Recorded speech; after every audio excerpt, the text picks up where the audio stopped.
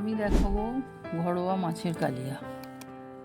কড়াইতে প্রথমে তেল দিলাম পরিমাণ মতন, নুন হলুদ ও তেল মাখিয়ে মাছগুলো আমি ভেজে নিলাম।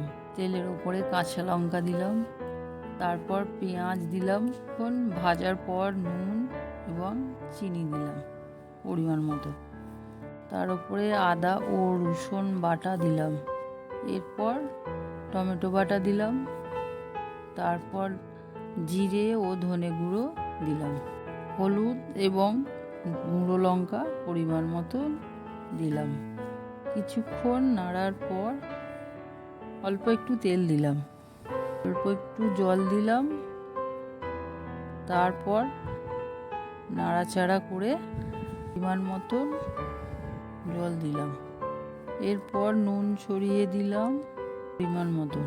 নুন ফোটার পর ভাজা মাছগুলো দিয়ে হালকা নেড়ে নামিয়ে নিলাম।